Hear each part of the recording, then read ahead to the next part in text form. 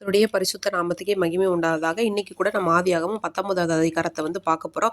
இந்த 19வது அதிகாரத்துல சோதோமுக்கு என்னன்னா தேவனுடைய தூதர்கள் வருகிறத விதம், அப்போ லோத்து அவர்களை கண்டு அவங்களை எப்படி விருந்தோம்பல் பண்றாங்க, அவருடைய விருந்தோம்பல் பண்பு. அடுத்ததாக அந்த சோதம் குமாரில் நடக்கக்கூடிய அநியாய அக்கிரமங்களை இந்த தூதர்கள் பார்க்குறாங்க. அடுத்து லோத்தும் அவனுடைய குடும்பத்தாரை எப்படி தப்பு வைக்கிறாங்க. அடுத்து இந்த அதிகாரத்துடைய கடைசியில் எப்படி தேவனுக்கு பிரியமில்லாத 2 சந்ததியாகிய மோவாப் சந்ததியும் அம்மோன் சந்ததியும் வெளிப்படுறாங்க அப்படிங்கிறத பற்றி தான் பார்க்க போகிறோம். இன்னைக்கு கட்டுரைக்குள்ள போகலாமா? இப்போ என்ன ஆகுது அப்படின்னா, ஒரு சாயங்கால வேளையில் 2 தூதர்கள் என்ன பண்ணுறாங்கன்னா சோதோமு கிட்ட வந்துட்டாங்க. லோத்து சோதோமோட வாசலில் உட்காந்துருக்காங்க.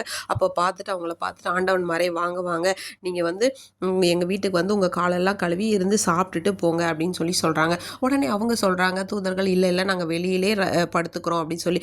இல்லை நீங்கள் கண்டிப்பாக எங்கள் வீட்டுக்கு தான் வரணும்னு அவங்கள வருந்தி கேட்டுக்கிறாங்க லோத்து. அதனால் அவங்க கூட போய் என்ன பண்ணுறாங்க, வீட்டில் எல்லாம் அப்போல்லாம் சாப்பிட்டுட்டு அவங்களுக்கு ஒரு விருந்தெல்லாம் வச்சு அவங்கெல்லாம் சாப்பிட்டு சரி படுக்கலாம் அப்படின்னு சொல்லி போகும்போது வெளியே இருந்து ஒரே கூட்டம் என்ன பண்ணாங்க, 4 திசையிலேருந்து அந்த ஊர் சோதம் குமாரில் உள்ள எல்லா ஜனங்களை லோத்துடைய வீட்டை தட்டி, வெளியே வா, உங்ககிட்ட வந்திருக்க அந்த 2 பேர் அவங்க யார், அவங்களை எங்களுக்கு காமிக்க முடியும், அவங்களை நீ வெளியே கொண்டு வான்னு சொன்னோன்னா லோத்து கடகடன்னு இவர் மட்டும் வெளியே வீடை பூட்டிட்டு சொல்கிறாங்க, இங்கே பாருங்கள் அவங்க என்ன நம்பி வந்திருக்காங்க, நான் அவங்கள வெளியெல்லாம் அனுப்ப மாட்டேன், எங்கிட்ட 2 குமாரத்திகள் இருக்காங்க, நான் அவங்கள வேணால் வெளியே அனுப்புகிறேன் அப்படின்னு சொல்கிறாங்க. உடனே இந்த ஜனங்களை அதெல்லாம் நீ சொல்கிறத நாங்கள் கேட்க மாட்டோம்னு சொல்லி அவனோட வீட்டு கதை உடைக்கலான்னு போகும்போது என்ன பண்ணாங்க, தேவ தூதர்கள் அவங்களுக்கு என்ன பண்ணாங்க, குருட்டாட்டம், ஒருத்தர் பார்வை மறைஞ்சு போகிற மாதிரி செஞ்சோன்னா அவங்க அந்த வாசலை தேடி தேடி ரொம்ப டயர்ட் ஆகிட்டாங்க.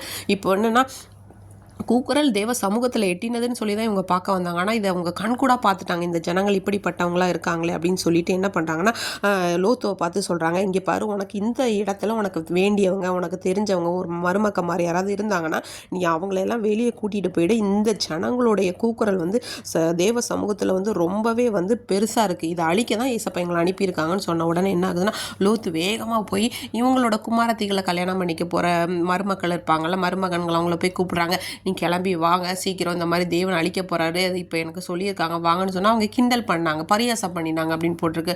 நான் நினைக்கிறேன் வயசான காலத்தில் ஏதாவது நீ உளறிட்டு இருக்கா, அதை உன் வேலையை பாருன்னு சொல்லியிருப்பாங்கன்னு நான் நினைக்கிறேன்.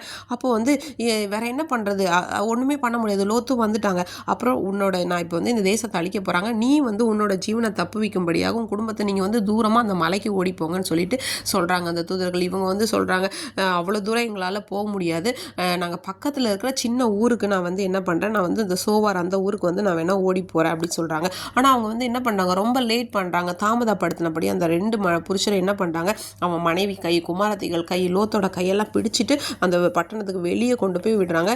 நீ எங்கேயும் போ, உன்னோட ஜீவன் தாக்கும்படி நீ பின்னாடி மட்டும் திரும்பி பார்க்கக்கூடாது அப்படின்னு சொல்கிறாங்க. உடனே இல்லை, ஆண்டவருடைய கண்களில் கிருபை கிடைத்தது நன்றி, என்னால் மலைக்கு போக முடியாதுன்னு சொல்லிட்டு நம்ம ஏற்கனவே பார்த்த மாதிரி நான் பக்கத்தில் இருக்க அந்த சின்ன ஊருக்கு போகிறேன் அப்படின்னு சொல்லிட்டு சொல்கிறாங்க. இவங்க சோவார்க்குள்ளே போய் சேர்ந்ததுக்கு அப்புறமா என்ன ஆகுதுன்னா, வானத்துலேருந்து அக்கினி கந்தகம் எல்லாம் பெஞ்சு மழை மாதிரி பெஞ்சு அந்த பட்டணத்தை என்ன ஆகுதுன்னா அழித்து போட்டாங்க. ஆனால் இவங்க மனைவி என்ன பண்ணாங்க, சொன்ன பேச்சை கேட்காம திரும்பி பார்த்து உப்பு தூண் ஆகிட்டாங்க. விடிகிற காலத்தில் ஆபிரகாம் பார்க்குறாரு. அப்போ என்னென்னா சோதம் குமாராவோட பட்டணத்துலேருந்து புகை எழும்புது, சரிங்களா, இந்த மாதிரி இருக்குது. அப்புறம் என்ன ஆகுது அப்படின்னா, சோவாரையும் விட்டு என்ன பண்ணுறாங்கன்னா, இவங்க லோத்து குடும்பம் மாறி என்ன பண்ணுறாங்கன்னா ஒரு கெபியில் குடியிருக்காங்க. அந்த இடத்துல தான் என்ன ஆகுதுன்னா, அவருடைய 2 குமாரத்திகளும் நமக்கு திருமணம் பண்ணுறதுக்கு ஆட்கள் இல்லை, நம்ம தகப்பனுடைய வம்சத்தை சந்ததி மூலமாக நம்ம பிள்ளை பெற்றுக்கொள்ளலான்னு சொல்லி தான் மோவாப் சந்ததி, மூத்தவளுடைய குமாரன் வழியாக வந்தது தான் இந்த மோவாப் சந்ததி, இளையவள் மூலமாக வந்தால் இந்த அம்மோன் சந்ததி. இன்னைக்கு கூட நம்ம தேவனுக்கு அந்த எனக்கு தெரிஞ்சு அப்போ அந்த சோதம் குமாராவுடைய தேசத்தில் ஒரே ஒரு நீதிமானாகிய லோத்து மட்டும்தான் இருந்திருக்காரு. ஆபிரகாமின் நிமித்தமாக என்ன பண்ணுறாங்க, லோத்துவும் கூட காப்பாற்றப்பட்டு அந்த தேசத்துலேருந்து வெளியே வர. நம்ம கூட தேவனுக்கு பிரியமாய் நடப்போமாக.